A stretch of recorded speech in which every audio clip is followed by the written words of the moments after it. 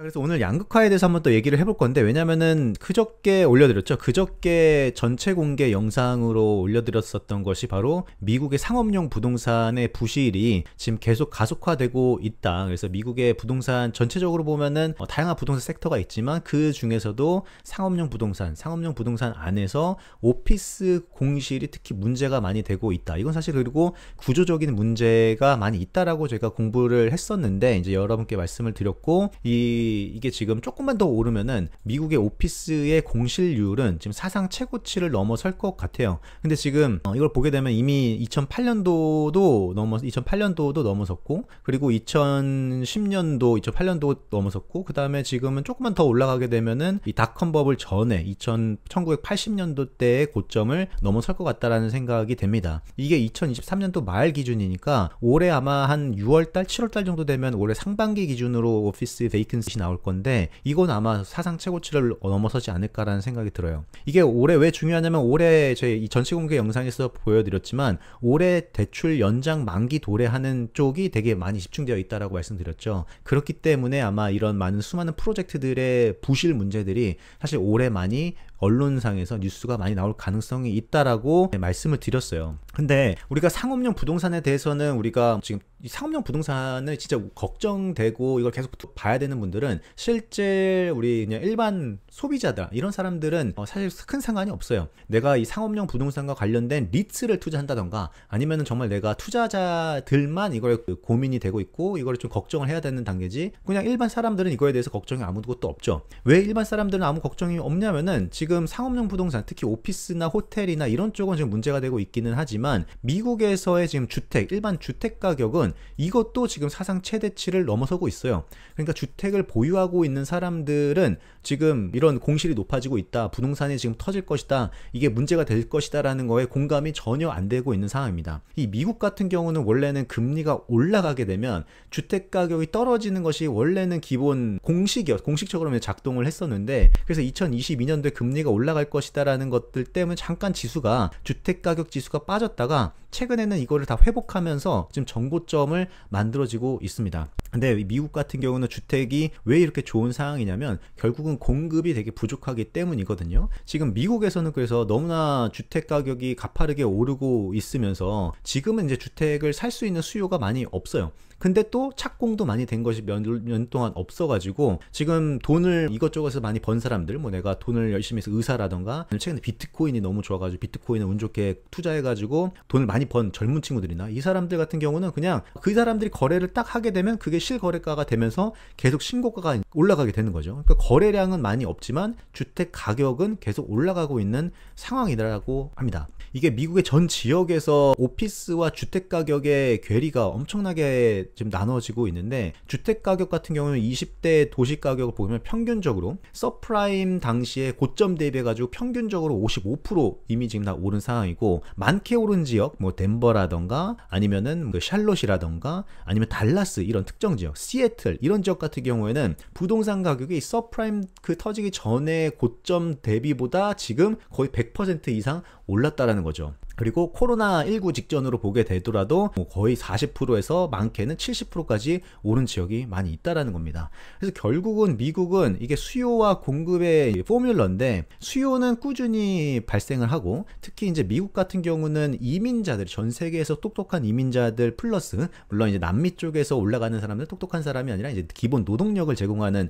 이민자들이 계속 이제 유입이 되다 보니까 주택에 대한 수요는 꾸준히 발생을 합니다. 그런데 최근 몇 년간 이게 2008년도 서프라임 모기지 사태 이후에 이 착공이랑 주택 가구가 이제 늘어나는 수가 수요보다도 매우 느려요. 공급이 매우 느리게 올라가다 보니까 이제 서프라임 때 너무 사람들이 크게 된 거죠. 그래가지고 주택이 망가지면은 금융시장도 무너지고 온 나라가 다 무너질 거야 라는 이런 두려움 때문에 주택의 공급은 매우 천천히 늘어납니다. 그래서 지금 같은 경우는 이미 늘려야 되는 상황이 이미 지나갔는데도 불구하고 이미 2021년도서부터 쇼티지가 있을 것이다 라는 전망이 많았어요. 그런데 그때서부터도 공급이 많이 못 증가했었던 이유는 다들 아시겠지만 원자재 가격도 다 많이 올라갔었고, 그리고 금리가 올라가다 보니까 이거를 내가 그 땅을 매입을 해가지고 건축을 올리고 이거를 이제 매각을 해야 되는 이 사업에 대한 프로젝트가 많이 이제 힘들어졌었던 거죠. 그리고 주택이 올라가다 보니까 그만큼 높아진 금리에서 모기지를 또 받아가지고 새로 수요로 들어올 수 있는 사람들이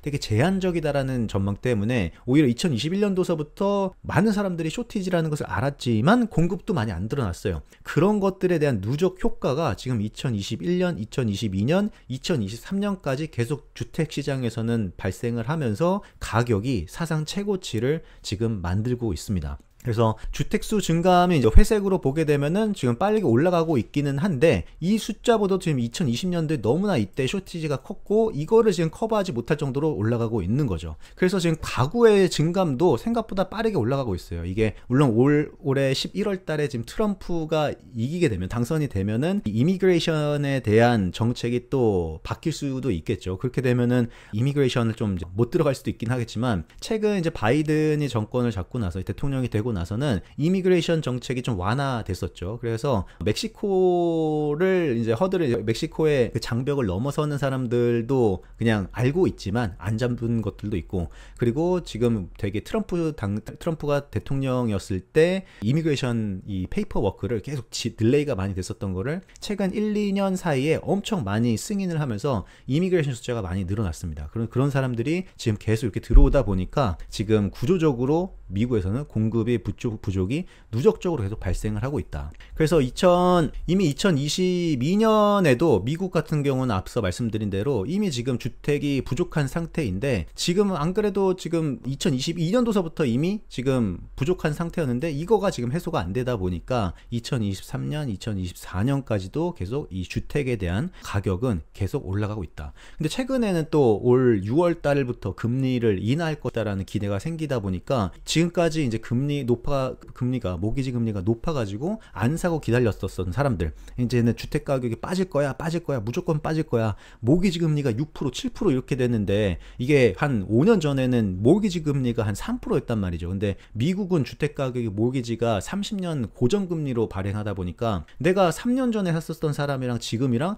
가격도 차이 나고 내가 살 수 있는 모기지 금리도 30년간 내가 납입해야 되는 모기지 금리도 차이가 나다 보니까 지금 수요가 많이 없어요. 그래서 그 사람들은 대기 수요인데 가격이 빠지면, 가격이 붕괴하면 살 거다라고 좀 대기를 하고 있던 사람들이 금리가 이제 올 하반기서부터는 떨어질 건데, 근데 지금 주택 가격이 또 계속 반등을 조금씩 하다 보니까 지금 못 참고 있었던 사람들이 이제 대기하고 있던 사람들이 하나 둘 이제 매수를 하면서 이게 거래량이 많이는 없지만 지금 계속 주택이 신고가를 경신하고 있는 곳들이 되게 많이 있습니다. 그리고 이제 또 요즘에는 이게 그 주별로 되게 많이 다른 것 같아요. 분위기가 옛날엔 동부랑 서부가 이렇게 되게 크게 나눴었다면은 요즘에는 이제 중간 남부 쪽, 그러니까 이제 텍사스 쪽 이런 쪽이 새로운 공장들도 많이 들어서고, 그다음에 2차 전지, 그다음에 반도체 공장, 그다음에 실리콘밸리에 있던 빅테크 업체들도 너무나 이쪽에 캘리포니아나 이쪽에서 너무나 비싸고 하니까 다시 이제 중남부 쪽 이쪽으로 회사도 이전하고 이러다 보니까 지금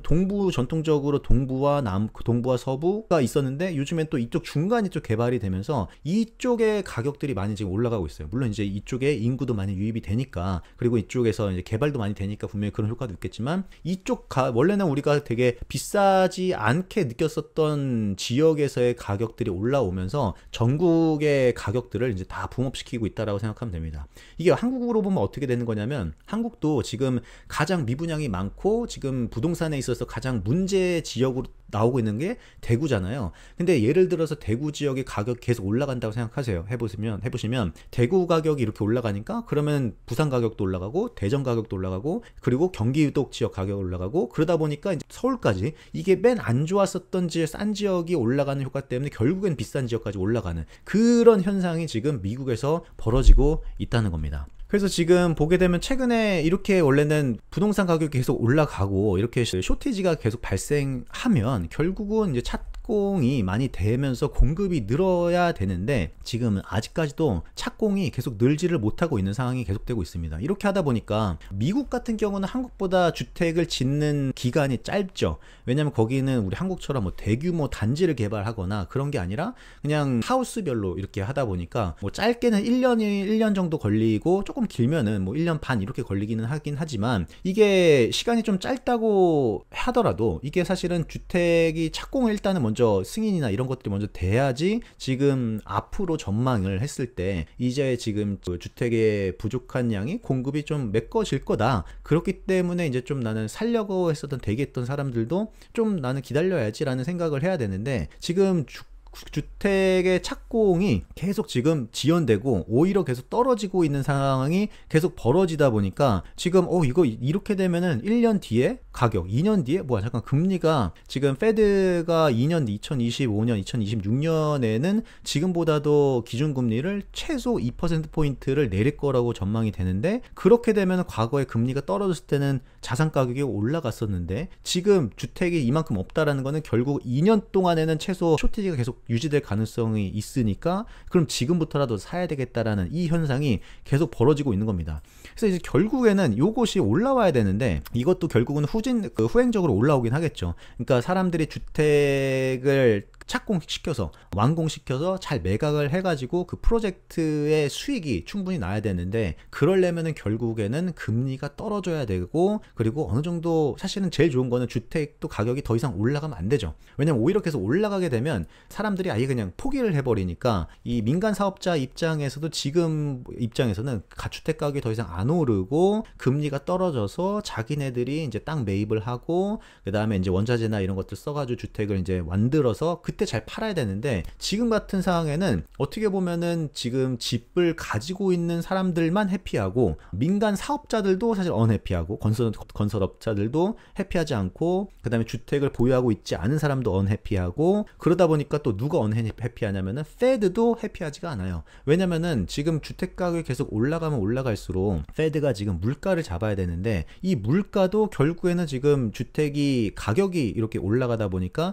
결국은 월세도 지금 올라갈 것이라는 전망이 나오고 있거든요. 최근 한 1년 반 동안 지금 근원 물가 지수에서 가장 하락 기여가 컸었던 거, 그러니까 헤드라인 지표에서는 유가가 떨어졌기 때문에 물가가 안정화되는 거에 되게 도움을 많이 줬었죠. 근데 이제 제가 말씀드린 것처럼 지금 3월 달서부터, 작년에는 3월 달 3, 4, 5, 6월 달에는 평균 유가를 보면은 70불 초중반이었는데 올해는 지금 3월달 시작을 80불에서 시작하기 때문에 3월달 물가 지표서부터는 지금 헤드라인 지표에서가 에너지가 가격이 물가가 플러스 기여를 할 거라고 이제 말씀을 드렸잖아요. 근데 이제 근원 물가는 에너지 가격을 제외하고 보는 건데, 거기서 되게 중요한 게 이제 렌트비겠죠. 이걸 보게 되면 미국의 렌트 인덱스가 빨간색입니다. 빨간색이 전년 동기 대비해서 어떻게 움직여 왔는지가 이제 보여지고 있는데, 이게 코로나가 끝나고 이제 코로나가 이제 딱 하고 나서 제로 금리를 시작하고 나서 급등했다가, 이래서 너무 급등해가지고 이제 금리를 빠르게 올렸었던 거죠. 금리를 빠르게 올리고 나서 이제 지금은 어떻게 보면 전년 동기 대비해 가지고 하향 안정세를 보이고 있습니다. 이게 아직까지도 전년 동기 대비해서 월세 증가율은 지금 한 3-4% 정도 되고 있거든요. 근데 이게 작년도 2022년도 하반기에는 거의 15%까지 갔었던 게 지금 이제 하향 안정화 된 거죠. 근데 이게 지금 올해 작년 2023년도 하반기서부터 더 이상 둔화되는 게 속도가 완만하게 진행되다가 작년 4분기서부터는 오히려 소폭 좀 반등을 하고 있어요. 이게 지금 매우 불편한 거죠. 왜냐면은 이거가 후행한 한 몇 개월 정도, 한 6개월에서 8개월 정도 후행하는 것이 바로 미국의 이제 CPI 인덱스, 그 안에서 이제 거주 거주 비용이 지금 주황색, 그 다음에 이 물가 지수에서 하우징인데 이게 지금 녹색이거든요. 결국은 얘네들을 시차를 두고 후행하고 있는 거죠. 그래서 지금 얘네들이 떨어졌던 거를 한 6개월에서 8개월 정도 이렇게 후행해서 떨어지는데, 요게 아마 올 하반기 정도 가게 되면은 더 이상 빠지지 않고 요렇게 갈 거란 말이죠. 그래서 지금부터 어떻게 보면은 올 3월 달서부터 제가 유가가 되게 중요하다고 말씀드렸는데, 하반기로 가면 갈수록 이제는 미국의 거주 그 월세 증가율이 어떻게 되는지가 매우 중요해질 것 같아요. 왜냐면 만약에 에너지 가격이나 원재료 가격 같은 경우는 워낙에 이제 변동성이 높기 때문에 이거를 이제 중앙은행들이 고려는 하지만, 이 사실은 그 장기 방향성, 금리 방향성을 결정할 때는 사실 근원 물가를 더 중요하게 본다라고 알려졌죠. 근데 요거를 이제 만약에 거주비 관련된 물가가 더 이상 빠지지 않고 하반기서부터 반등을 한다라고 하면은, 우리가 지금 예상하는 게 금리가 지금 안 그래도 이번 3월달 FOMC를 보면은 올해 금리 전망은 3회 인하하는 상승하는 걸로 유지가 됐는데 내년도 2025년도는 오히려 금리 전망치가 올라갔단 말이죠. 근데 만약에 올 하반기서부터 지금 유가도 이런 상황으로 유가가 지금 80불 초반에서 계속 유지가 되고 있고 만약에 하반기에 월세 증가율이 플러스로 만약에 한 5%, 6%, 7% 이렇게 올라가게 되면은 아마 올해 6월 달에 첫 번째 금리 인하를 할 수는 있겠지만 그 이후에 두 번째 아니면 세 번째는 없이 세 번째도 다음 내년으로 넘어갈 것이고 내년도의 평균 금리도 아마 올라갈 가능성이 높아요. 이게 2025년 이번 3월 달에 공개된 2025년도 내년도에 페드 위원들이 전망한 그 점도표인데 이게 작년 12월 달 했었던 것보다 다 올라갔죠. 그러니까 지금 물가 딱 지금 금리 이번에 페드가 긍정적으로 해석하시는 분들도 있지만 저는 오히려 위원들이 이거 생각보다 좀 물가가 빨리 안 잡히는데 이거 좀 걱정이다. 근데 지금 금리를 너무 높은 수준에서 오래 유지하게 되면 오히려 이게 실물 경기에 안 좋은 영향이 누적적으로 지금 나타날 수 있어서 우리 그냥 올해 일단 첫 번째 금리 인하를 일단 6월 달에 하고 그리고 나서 속도를 좀 조절하자. 그리고 그때 시기에 맞춰 가지고 QT라는 것들도 양적 긴축 정책도 속도를 우리가 한번 고려를 해보자. 이렇게 지금 결정을 한 것 같아요. 그래서 3월 달은 그냥 어떻게 보면 좀 좋은 게 아니라 우려가 생겼는데 결정을 좀 뒤로 미뤘다 정도로 저는 해석을 하고 있습니다. 그래서 지금 3월달, 4월달, 5월달, 6월달까지 어떻게 보면 유가는 이미 100% 지금 플러스 기여를 할 것으로 높아지고 있고 그리고 이제 두 번째가 이제 월세 증가율이 지금 올라가고 있다. 근데 이거는 페드가 어떻게 할 수 있는 게 아닙니다. 왜냐면 지금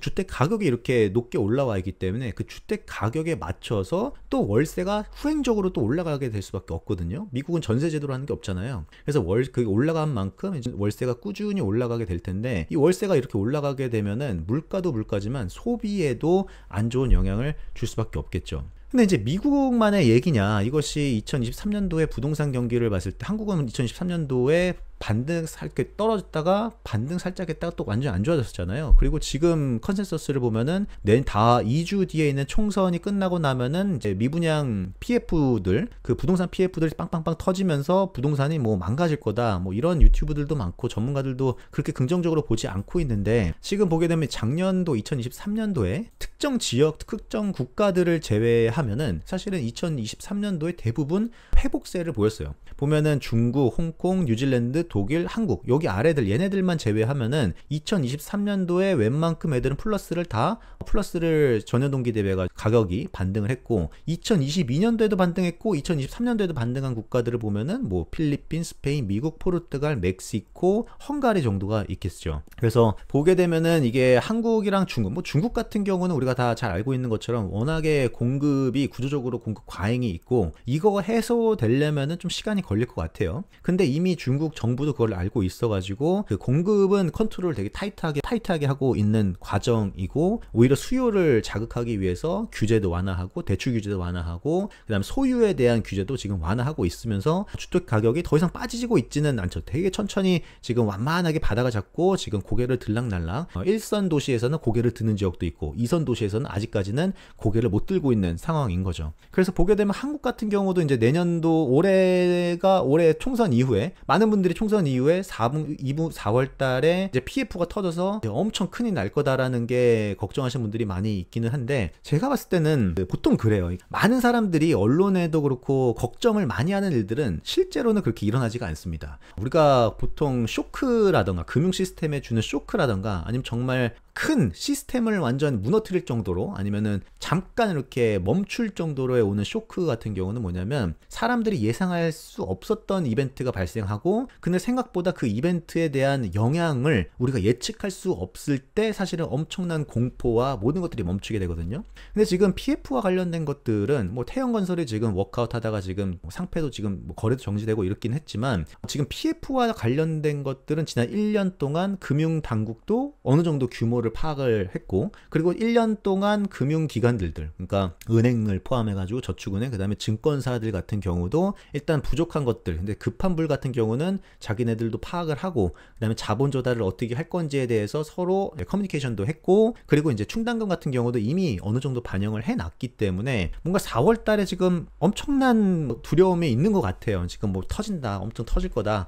그리고 이제 이번에 야당이 엄청 이기면은 이거 완전 터트려서 부동산 완전 망한다. 지금 이런 자극적인 것들이 되게 많은데, 보통 다 알고 있는 것들은 그렇게 일어나지 않을 가능성이 오히려 저는 높다라고 생각이 됩니다. 근데 그것도 봐야 되겠지만, 이게 이번에도 이렇게 다 알려져 있고 정부가 이렇게 준비를 했는데 터졌다. 그러면 정부가 지금 준비를 제대로 안 한 거겠죠. 아니면 그걸 숨겼다던가, 아니면 정말 일을 안 했다던가. 근데 금융기관들이 지난 1년 동안, 여러분 은행 공부해 보셔서 알겠지만 충당금을 엄청 공격적으로 많이 적립을 했거든요. 그래서 뭔가 망하는 건설사들이 분명히 나오겠지만, 그런 것들은 우리가 알고 있는 대형 건설사 중심이 아니라 중소형 건설사 중에서, 그러니까 시스템, 얘네들이 망한다고 해가지고 전혀 시스템적으로 타격이 있지 않는, 당연히 이제 그거에 대한 피해를 보시는 분들도 분명히 나오겠지만, 전체 그 시스템적으로 봤을 때는 이거를 금융 위기가 올 정도의 그런 붕괴는 오지 않을 거라고 저는 개인적으로 생각하고 있고, 이 부동산과 관련된 건 조금 뒤에, 한국 관련된 거는 좀 뒤에 한번 설명을 드리도록 하겠습니다.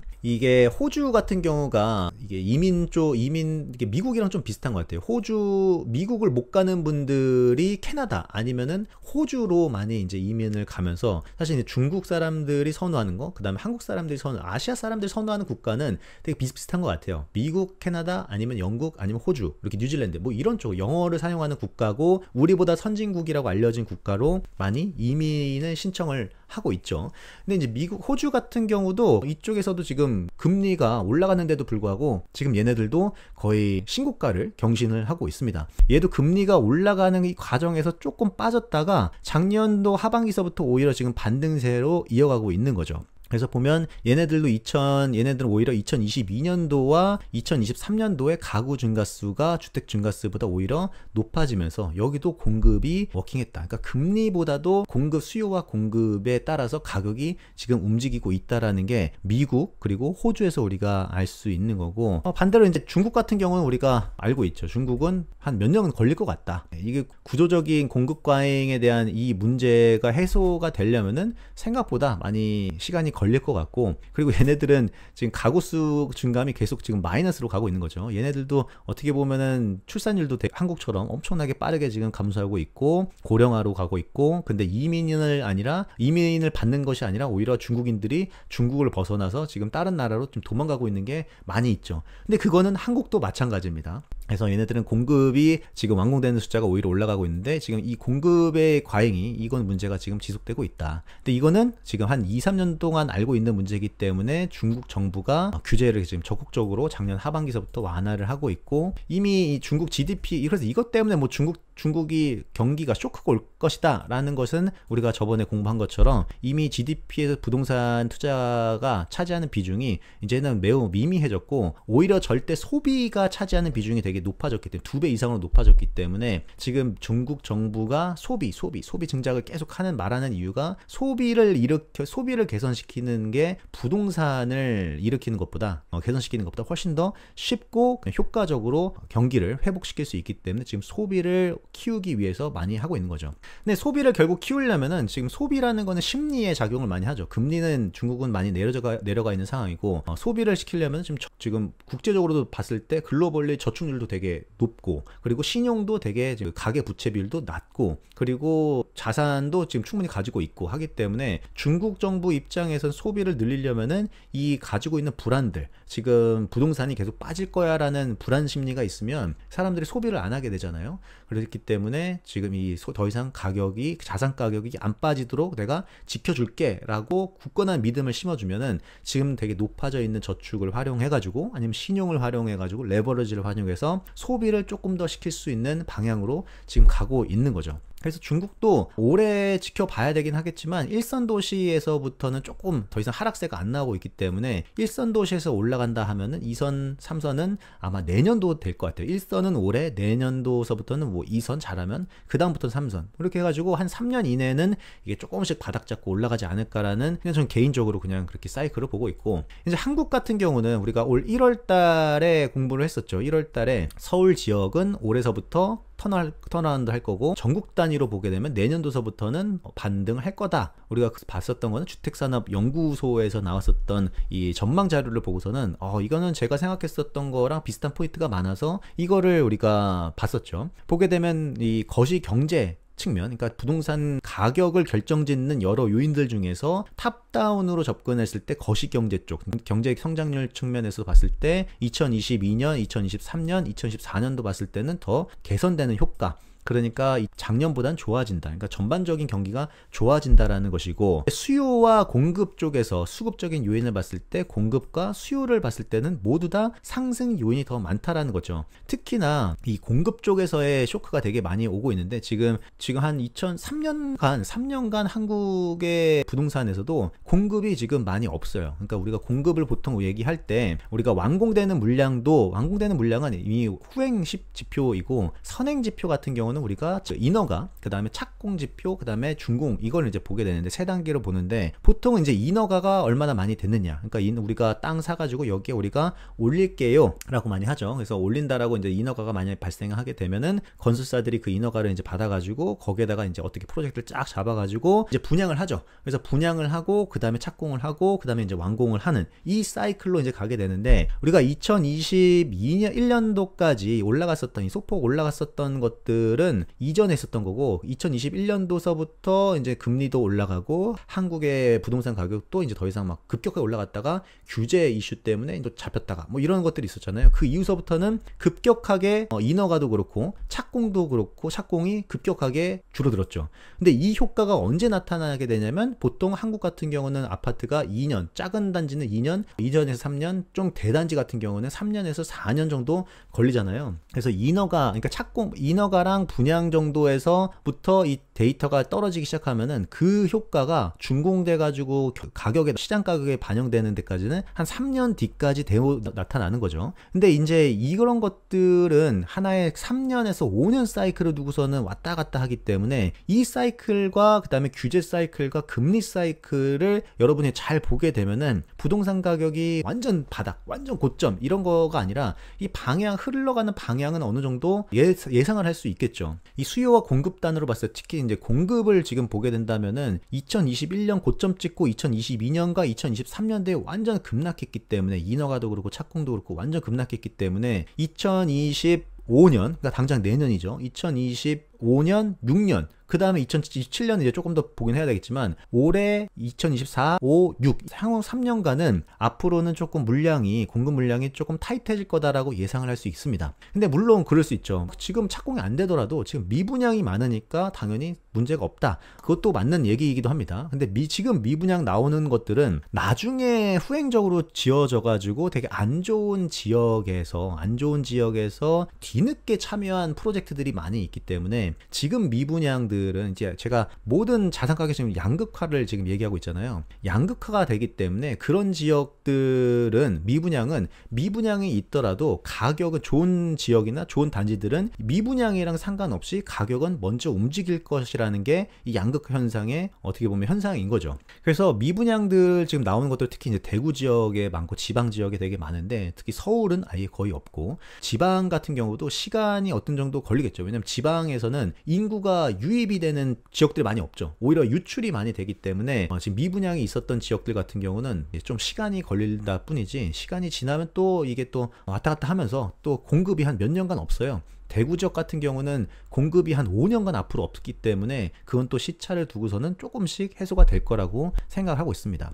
그래서 지금 중국을 제외한 호주도 그렇고 캐나다도 그렇고 미국도 그렇고, 지금 우리가 그 케이스에서 봤던 게 뭐냐면, 금리도 되게 중요하지만 금리보다 부동산 가격을 결정짓는 중요한 것이 바로 이 수요와 공급 요인. 그러니까 공급이 타이트하면 결국은 금리를 무시하고 가격이 먼저 반영을 한다더라라는 것이 지금 미국과 호주와 캐나다에서 우리가 지금 배운 거죠. 우리가 그거를 케이스를 본 겁니다. 그래서 한국도 이런 것들을 감안했을 때 한국의 앞으로의 부동산 가격을 전망하는데, 방향성을 보는데 조금 도움이 될 수 있겠죠. 지금 미분양이 지금 최근에 올라가고 있기 때문에, 미분양이 올라가고 있어서 이게 다시 미분양도 올라가는데 건설사들이 완전 망가지고 하면은 이게 부동산 가격이 떨어질 거다. 그리고 이 수요가, 한국이 인구 구조가 앞으로 계속 떨어질 거기 때문에 한국의 부동산이 최소 서울 20%뭐 반토막 난다라는 이런 주장을 하시는 전문가신지 모르겠어요. 근데 어쨌든 되게 안 좋게 얘기하시는 분들이 계신데, 사실은 저는 주식도 그렇고 모든 자산 가격을 바라보는 관점은 어느 정도 조금 긍정론을 기본 가정을 하고 보는 게 되게 좋다라고 보거든요. 왜냐면 우리 인간의 본성도 그렇고 우리가 살아가는 이 자본주의라는 이 시스템 자체가 더 좋아지는 쪽으로 결국은 모든 것이 다 개발되고 긍정적인 방향으로 흘러가도록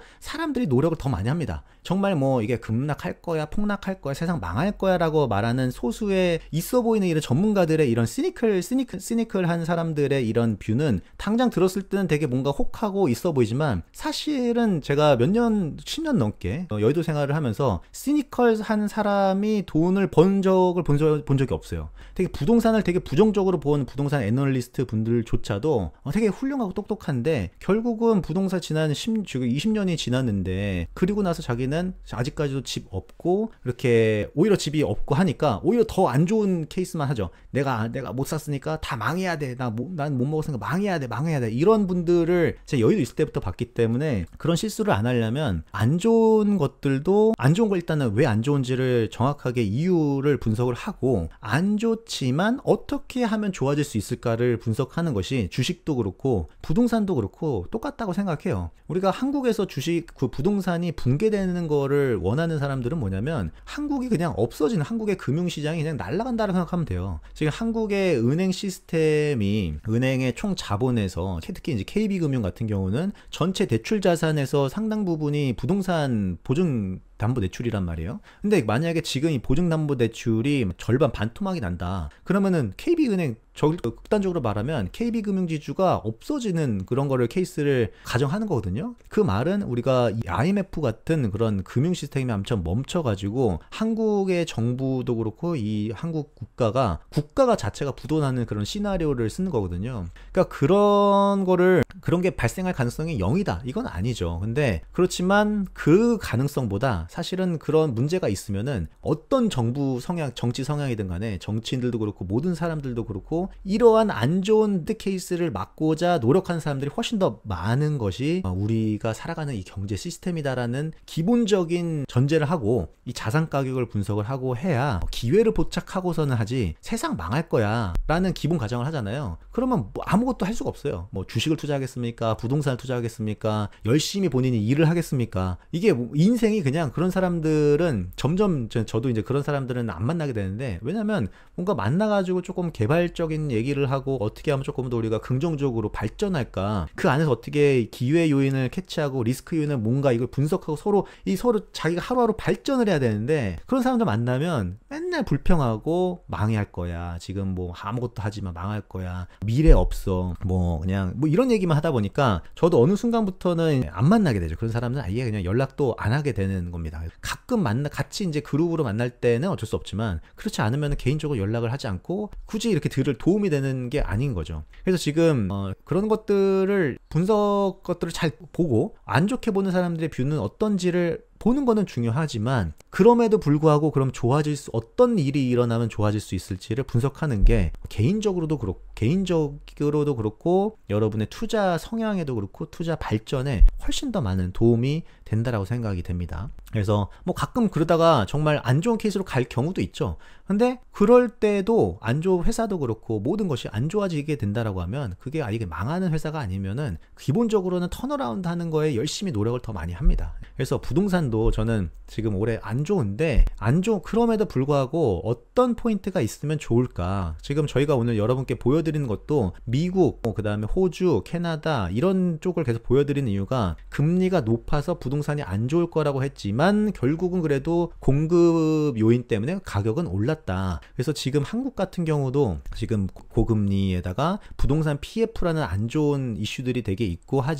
그렇지만 우리가 보고 있는 공급의 방향성을 봤을 때는, 그 다음에 규제 지금 완화되는 방향성이기 때문에 이런 걸 봤을 때는 조금 더 가격이 반등할 가능성이, 더 망하는 것보다는 하락하지 않을 가능성이 높다. 반등, 뭐 상승, 대폭 상승 이런 건 아니지만 하락을 더 많이 심하게 할 가능성보다는 그렇지 않을 가능성이 높다라고 저는 보고 있는 거죠. 그래서 이제 금리 같은 경우도 이제 여기서 보게 되면은 금리가 최근에 지금 작년에 보면은 5%, 그 다음에 올해는 조금 더 낮아져가지고 4% 초중반까지 지금 내려왔다라는 거고요. 이 수급 분석에서 이제 공급이 예상되는 건데, 아파트 기준으로 봤을 때 우리가 입주 예정 물량을 보면요, 2024년에 전국 단위로 보면은 2024년에 예상이긴 하지만 지금 32만 세대 정도가 올해 입주 예상입니다. 그리고 작년에 입주 물량이 이제 36만이었고 2022년에는 33만이었어요. 근데 이제 최근에는 2, 3년 동안은 입주 물량이 와서 들쑥날쑥 했었으니까, 그럼 우리가 10년 평균으로 보게 되면 그 지역의 인구의 변동이 크게 없다라는 가정을 하게 되면, 평균 우리가 입주 물량이랑 최근이랑 보게 되면 우리가 수급이 타이트하냐 아니면 좀 수급이 많이 있느냐, 여유가 있느냐를 우리가 알 수 있겠죠. 근데 10년 평균으로 보게 되면 전국 단위로 34만 9천 세대가 평균 입주가 됐었는데, 완공이 돼가지고 이제 입주가 됐었는데 2024년에 32만 7천이다. 그러니까 조금 타이트하다라는 거죠. 수도권에서 보게 되면은 10년 평균이 16만 9천인데 올해 입주 예상되는 것이 14만 6천이다. 그래서 평균 10년 평균 대비해가지고 2024년 보게 되면은 그게 지금 좀 타이트한 거죠. 0.8%, 80%밖에 안 되는 물량인 거죠. 그 안에서 수도권이 지금 그런 상황인데, 그 안에서 보게 되면 서울은 특히 심합니다. 서울은 지금 10년 평균 보면은 거의 한 3만 4천 세대가 입주가 되어야지 서울에서 사는 사람들의 이 자연적인 수요와 그 다음에 이제 재개발, 재건축, 노후화돼가지고 사라지는, 멸실되는 아파트까지 감안해가지고 평균은 이제 34만 정도 세대가 들어왔었는데 2023년엔 32만 세대, 근데 올해는 지금 10만으로 3분의 1토막 나는 거죠. 그래서 서울 가격들은 어떻게 보면 좀 수급적으로 보면 타이트할 가능성이 높다라는 거고, 이게 2024년에 끝나는 게 아니라 2025년 까지도 유지가 된다라는 거죠. 올해 만약에 착공이나 분양이 많이 없다라고 하면. 근데 이제 GS건설도 그렇고 현대건설도 그렇고 지금 이번에 컨퍼런스 콜 하는 것들 보러 보면은 올해 예상 분양은 그렇게 공격적이지가 않단 말이에요. 그래서 지금 올 상반기에는 분양이 그렇게 많지가 않습니다. 그럼 올 상반기에 분양이 많이 없다라는 거는 내년도나 내후년도의 공급량도, 완공대가 들어오는 수급도 많이 없다라는 거죠. 그러니까 2026년까지도 보면 수급이 타이트할 가능성이 있다라고 보는 거고, 경기 지역은 조금 그나마 괜찮고 인천도 조금 괜찮습니다. 그러니까 서울이 엄청 타이트하게 되는 거고, 지방으로 가게 되면은 부산은 조금 좀 타이트하게 올해 들어가는 거고, 대구는 한 몇 년 걸리는 거죠. 이거는 지금 평균이 한 19,000 세대 정도가 들어가야 되는데 10년간 지금 작년에 3만 4천, 그리고 올해 2만 3천이 있으니까 여기는 해소되려면 좀 여유가 있고 시간이 걸린다는 거고, 대전도 조금 해소가 되게 시간이 걸리는 지역이라고 보고 있습니다. 그래서 지금 지방에 문제들이 많이 있는데, 이거 미분양을 해소하려고 해서 규제를 완화해주고 있는 것도 있죠. 이 보유세도 그렇고 다주택자에 대한 것들도 기준도 바꿔준다라고 하고 하니까 이런 것들은 좀 시간을 두고서는 해소가 돼야 될 것 같고, 결국 한국 같은 경우는 서울 집값이 어떻게 보면은 그 기준을 만들죠. 그래서 삼성전자 같은 거죠. 서울이 이제 가격이 올라가게 되면은 전체 지수를 끌어당기는 효과가 되게 되고, 서울이 비싸지니까 주변의 경기 지역이 비싸지게 되고, 경기가 비싸지니까 인천이 비싸지게 되고, 이렇게 순서대로 해가지고 지방까지 해소가 되는 가능성이 있다는 거죠. 근데 올해 수급 물량만 보면은 타이트하다. 그럼 이제 인구가 빠지는데 수급 타이트한 게 뭔 소용이냐, 인구 빠지니까 그거는 무의미하다라고 주장하시는 분들도 요즘에 많아요. 그러니까 한국이 앞으로 가면 갈수록 고령화 인구, 그 다음에 출산율이 완전히 급락하기 때문에 집은 투자 대상이 아니다, 아예 대상이 아니다라고 보고 있긴 하지만, 제가 항상 말씀드리는 거는 인구 증가는 마이너스로 들어가긴 했지만 세대 수 증가는 아직까지도 플러스가 되고 있다. 요게 핵심 포인트입니다. 그래서 당장 이것도 점점 떨어지겠죠. 이 세대 수 증감도 계속 떨어질 텐데, 하지만 그 과정에서 이 떨어지는 것보다 올라가는 게 좀 많이 있어지고, 그거에 따라서 오히려 공급이 계속 안 들어오게 되면 우리가 살고 싶어하는 사람, 그러니까 좋은 단지에 살고 싶어하는 거는 모든 사람들의 그 희망이죠. 똑같은 사람들이 내가 여유가 있고 가능하다라고 하면 더 좋은 지역에서 더 좋은 아파트에 살고 싶어 하는 게 당연한 거잖아요. 그렇기 때문에 좋은 지역에서는 사람들이 몰리고, 오히려 안 좋은 지역과 안 좋은 단지에는 사람들이 유출돼가 이 아파트 가격에서도 심각한 양극화가 앞으로 더 많이 벌어질 거다. 이 세대수 증가가 떨어지면 떨어질수록 가격이 떨어지는 게 아니라 양극화가 벌어진다라고 해석을 하셔야 됩니다. 그래서 여러분이 무주택자이신데 내가 아파트를 사야 되겠다라고 했을 때는 내가 가능한 버젯 안에서 만약에 내가 당장 뭐 서울에서 뭐 되게 좋은 아파트를 내가 살 수 없는 상황이 있다라고 하면 내가 가능한 쪽에서 그 지역을 먼저 스크리닝을 하시고 그 스크리닝한 곳 안에서 앞으로 재개발될 가능성이라던가 이런 인프라라던가 이런 것들을 잘 고려하셔가지고 그 안에서 좋은 단지를 먼저 사고, 그러면 그 단지를 사게 되면은 한 번 사이클을, 부동산 사이클은 10년 사이클이잖아요. 그러니까 지금 내가 이 서울에서 완전 서울에서 대장에서 못 시작하면은 다른 지역의 그 지역의 대장 아파트에서 시작을 해가지고 이게 다른 데 이렇게 올라갈 때 얘는 안 빠지고 조금 올라갈 수 있잖아요. 부동산 사이클 또 업 사이클을 올을 때는 또 좋은 지역이 더 가니까 부동산 이쪽에서 사이클 갔다가 또 여기에서 또 뭐 상급지로 갈아타고 또 10년에 한번 상급지로 갈아타고, 이거를 여러분이 한 두세 번만 하게 되면은 그리고 그 과정에서 열심히 일하고 저축하고 또 돈 잘 벌고 하게 되면은 우리가 지금 저희 보시는 구독자층이 20대에서 40대가 가장 많아요. 그렇기 때문에 지금 이런 분들은 지금부터 공부를 잘 해가지고 이 부동산 사이클을 두 번만 잘 타면 돼요. 두 번만 잘 타면은 자산을 형성하는 데 매우 도움이 된다. 제가 딱 10년 동안에 이 사이클을 두 번을 탄 거거든요. 근데 앞으로도 이거는 어떻게 보면은 양극화가 더 심하게 될 거기 때문에, 그리고 양극화가 심하게 되면 될수록 이 월세 증가율도 더 많이 빨라질 겁니다, 앞으로는. 그렇기 때문에 그걸 감안하셔가지고 여러분이 부동산에 대해서도 좀 잘 고려를 하시면 좋을 것 같고, 우리가 그 총 가구가 계속 증가하는 거는 저번에도 말씀드렸지만 1인 가구가 증가하는 거, 그 다음에 그 1인 가구가 증가하는 거는 당연히 베이비 부머들의 자식들이 이제 결혼하는 것들도 있고, 그리고 그 결혼했다가 또 이혼하는 것도 있고, 결혼이 아니더라도 나이가 이제 충분히 들어서 밖에 나가가지고 혼자 사는 것들도 있고, 이런 것들이 증가하면서 1인 가구 증가, 그 다음에 이혼율도 증가, 그리고 베이비 부머들의 자식들이 결혼하는 거, 이 세 가지 때문에 한국의 총 가구 수는 계속 꾸준히 지금 증가하고 있는 상태입니다. 근데 최근에 통계청에서 발표된 자료가 되게 재밌는 게 있는데 12년 만에 한국에서 증가한 자료가 있어요. 그게 뭐냐면 바로 혼인 건수입니다. 되게 흥미로워요. 이게 우리가 출생률, 어떻게 보면 혼인율이 올라가면은 원래는 상관관계가 높은 것이 이제 출생률이 같이 올라가게 됐어요. 시차를 두고. 왜냐면 결혼했으니까. 아기를 안 가지려면 굳이 결혼 안 하는 사람들이 많기 때문에 혼인 건수가 올라가면 출생률도 후행적으로 올라간다라고 알려졌는데, 그게 지난 12년 동안 계속 떨어져 왔었던 겁니다. 근데 지금 보면은 혼인 건수가 12년 만에 전년 동기 대비해 가지고 플러스 성장을 보였어요.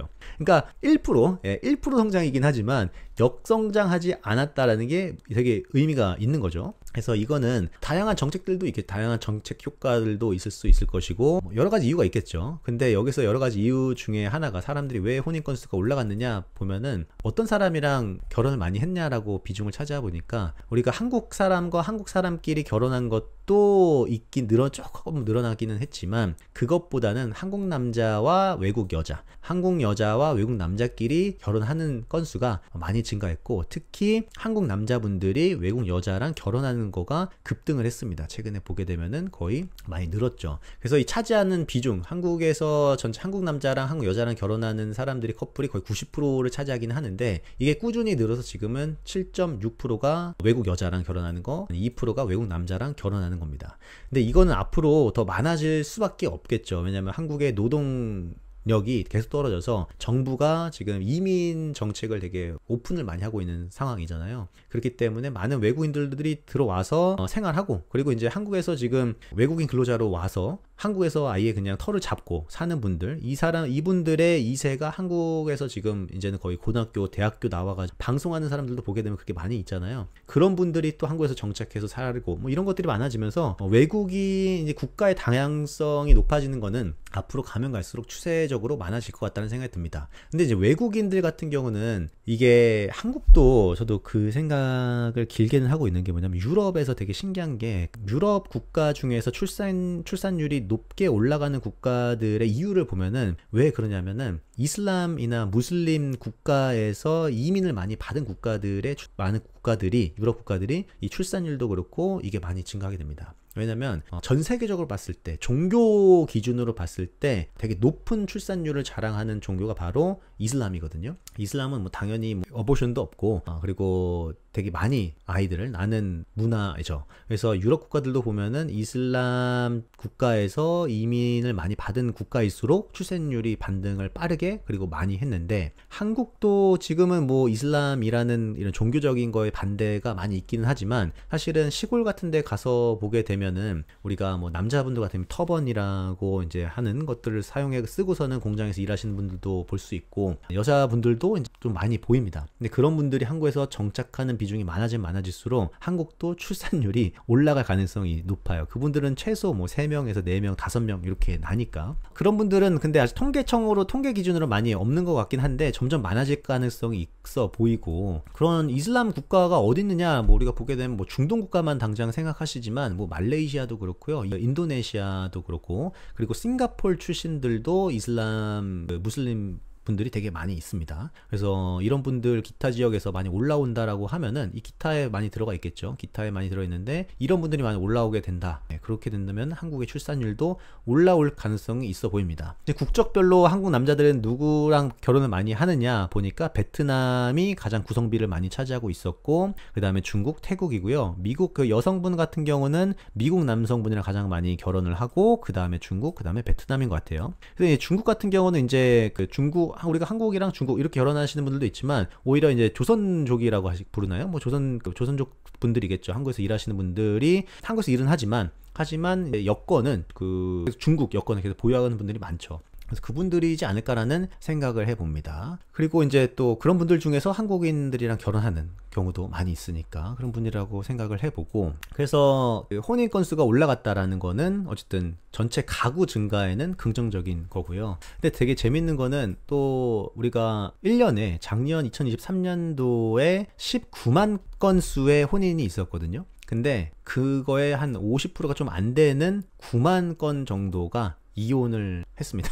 그러니까 우리가 살았다가 우리가 결혼을 해가지고 새 집을 마련했다가 이제는 그 중에서 한 절반이 또 이혼을 하셔가지고, 안타깝게 이혼을 하셔가지고 또 따르게 또 이분들이 부모님 댁으로 들어가는 경우도 있기는 하지만 아직은 나이대가 50 미만이고 하니까 거의 이제 혼자 사는 경우가 많죠. 그래서 1인 가구가 또 한 번 증가하게 되는 거죠. 그래서 물론 작년으로 보게 되면은 이혼 건수는 전년 동기 대비가 좀 빠지기는 했지만 정말로 놀라운 숫자인 거죠. 절반 정도가 이혼을 하고 있다. 그래서 이런 것들 때문에 인구 증가는 좀 떨어지고 있기는 하지만 가구수 증가는 계속 아직까지는 늘어나고 있는 상황이다. 그래서 한국의 가구수 증가는 플러스다라는 것을 여러분이 명심하셔야 됩니다. 가구수 증가는 플러스, 근데 공급은 떨어진다. 그래서 이퀄 어떻게 될 건지 여러분이 생각하시면 되고, 그러면 한국의 가격 지수는 지금 떨어지고 있다, 지금 얘네들은 좀 떨어지고 있기 때문에 걱정하지 않아도 된다라는, 더 많이 떨어질 거다라고 전망하시는 분들도 있어요. 근데 이거가 전국 아파트의 월별 매매 실거래 가격 지수입니다. 이거는 가격의 평균 가격을 지수화해 가지고 만든 건데, 보게 되면 2020년도에서 2021년도에 급격하게 올라갔다가, 그리고 뭐 있던 되게 수많은 규제 플러스 금리 인상 것들이 다다다닥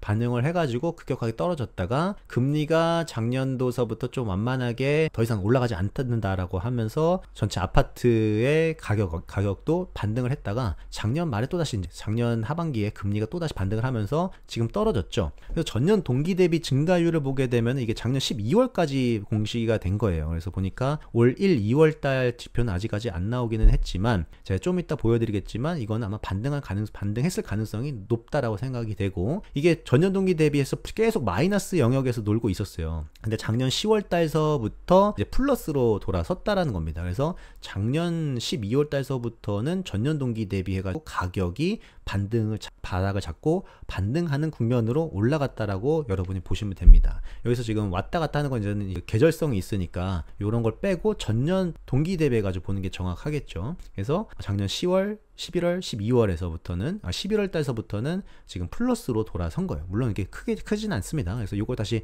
좀 보기는 해야 되겠죠. 근데 이제 저는 전국 단위의 가격 지수는 이게 뭐 급격하게 오를 것 같다는 생각을 안 해요. 이게 앞으로 이렇게 횡보를 하더라도 더 중요한 건 뭐냐면, 전체 가격 지수가 횡보하더라도 그 안에서의 가격들은 매우 다이나믹하게 움직일 거라는 것이 제 생각이고, 이거를 주식이라고 생각을 해보면 코스피 지수는 횡보하는데 그 안에서 삼성전자나 이런 것들은 뭐 이렇게 하는데 그 아래에 있는 애들이 막 이렇게 올라가고 어떤 것들은 막 이렇게 떨어지고, 이런 현상들이 계속 이뤄질 거라는 게 제 개인적인 생각입니다. 그리고 그런 것들은 이미 오래 진행이 되고 있다라는 거가 제가 보여드리고 싶은 건데, 지금 월별 기준으로 봤을 때 3월 달에 전국에서 아파트가 신고가가 난 지역들이 여러분이 보시면 있습니다. 지금 부동산이 되게 안 좋은데 어떻게 신고가가 나지? 신고가 나는 아파트들이 다 있어요. 그게 한국 서울뿐만이 아니라 전국 단위로도 꽤 있습니다. 이게 3월 달에만 3월 달에 그 신고가가 난 거를 이제 지역별로 본 건데, 서울시에서 지금 87건, 그 다음에 34, 25, 대구에도 있고 인천에도 있고 전북, 강원도, 전국에서 지금 다 있죠. 제주도에도 지금 5건의 신고가가 있습니다. 거기서 이제 그러면은 서울 지역에서 우리가 보게 되면 당연히 서울에서 강남이랑 서초구만 이런 데서만 있는 거 아니야? 신고가가 있었던 거 아니야? 라는 거 생각하실 수 있지만, 그게 아니라 서울 지역에서도 되게 상당히 많은 지역에서 지금 아파트에서 실거래가가 신고가가 지금 신고가 되고 있다라는 거죠. 강남구도 있고 강동구도 있고요, 영등포구도 있고, 그 다음에 종로구도 있고 용산구도 있고, 여러분이 생각하시는 강북구를 제외한 모든 지역에서 지금 신고가가 나오고 있다라는 거예요. 이 말은 뭐냐면 서울 지역의 전체 가격 지수는 횡보하고 있을지언정, 아니면 소폭 플러스 마이너스가 계속 지속될 수 있고는 하지만, 그 안에서 좋은 아파트 단지, 좋은 지역 안에서 좋은 아파트 단지들은 지금 신고가를 계속 경신하고 있다. 그래서 그런 것들이 여러분이 잘 보면서 지금 공부를 되게 잘 하셔야 될 때입니다. 이게 지금 벌써 움직이고 시작했다라는 거예요. 그러니까 사람들이 좋게 생각하는 지역들은 지금 이미 신고가가 났고, 이게 꼭 특별히 우리가 뭐 서울에서 강남구, 서초구에서 되게 좋은 아파트니까 신고가일 거야가 아니라 지금 전국 단위에서 지금 신고가가 나가고 있고, 대구 지역에서조차도 사람들이 지금 대구 뭐 아파트 폭락이고 뭐 부동산 몇 년간 보지 말아야지라고 생각하고 있지만, 그런 지역들은 안 좋은 지역일 수도 있고 그런 부분이 많이 있지만, 그런 것들이 전체 지수를 누르고 있기는 하지만, 대구 지역 안에서도 우리가 잘 알고 있는 수성구에서도 그렇고 달성구에서도 그렇고 중구에서도 그렇고 지금 신고가가 지금 계속 조금씩 나오고 있다는 겁니다. 이게 지금 제가 3월달 기준으로 본 건데 1월, 2월달서부터 이미 지금 바닥 잡고 신고가 나오는 것들이 꽤 일어나고 있어요. 그래서 이런 것들은 여러분이 잘 보시면서 지수가 계속 횡보한다, 아니면 지수가 좀 빠진다, 뭐 이러더라도 그 안에서의 구성이 어떻게 바뀌고 있는지를 여러분이 잘 캐치를 해야 되고, 이게 왜 중요하냐면, 이게 탑다운으로 이제는 부동산을 분석을 해야 하는 것이 아니라, 뭐 탑다운도 당연히 중요하긴 하지만, 이게 그 바텀업에서 지역 단위, 그 다음에 단지 단위로 여러분 분석을 하셔야지만, 어떻게 보면 몇 년 지나고 보면은 지금 사이클이 되게 좋다라고 생각할 수도 있어요. 이게 사람들이 지금 엄청 안 좋은 얘기를 많이 하고 있기 때문에 겁이 많이 나서 지금은 섣불리 투자나 공부가 잘 안 되고 있기는 하지만, 오히려 이런 시기에 공부를 잘 해둬야 된다는 거죠. 그리고 이제 이 신고가가 계속 지금 난다라는 것은, 제가 여러 번 미국 사례를 보여드리면서 사람들이 지금 가격을 매매를 하기 싫어하죠. 가격이 빠질 것 같으니까. 그렇게 되면 사람들이 어디를 쏠리냐면 전세와 월세로 쏠리게 되죠.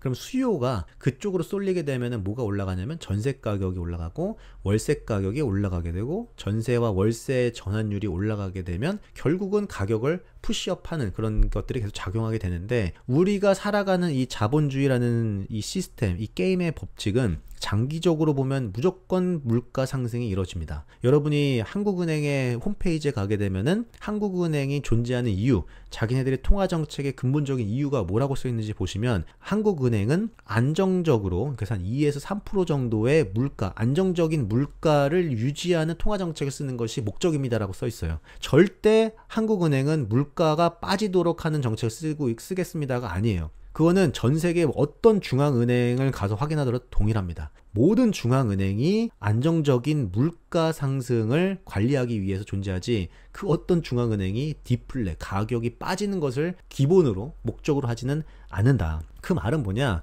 누적적으로 보면 지난 10년 동안 우리가 저인플레이션이라는 상황에서 되게 해피하게 지냈고 제로금리라는 환경에서 당연하게 생활을 해왔지만, 앞으로 10년, 20년은 또 그렇지 않을 가능성도 있다라는 걸 생각해야 되고, 지금 누적적으로 10년간 오르지 않았던 인플레이션을 우리가 지금 몸소 경험하고 있다라는 거죠. 앞으로 이게 얼마나 더 올라갈지는 우리가 좀 봐야 되는데, 장기적으로 보면 내 월급이 인상되는 그 속도보다 월세가 올라가는 속도가 항상 빨랐기 때문에, 이거를 여러분이 잘 생각하시면서 부동산과 함께 주식을 꾸준히 계속 공부해야 되는 것이 매우 중요하다. 자, 오늘 제가 그래서 부동산에 대해서 양극화, 이 부동산 섹터 내에서도 양극화, 그 다음에 한국 같은 경우 보면 주택이라는 전체 큰 부동산 자산 섹터에서 아파트와 빌라 주택과의 양극화도 지금 벌어지고 있는 거죠. 아파트는 지금 신고가가 나고 있지만 빌라나 주택단지 같은 경우는 지금 신고가가 아닌 거죠. 그래서 이렇게 양극화가 벌어지고 있고, 아파트 내에서도 지역별, 단지별로 지금 양극화가 되고 있는데,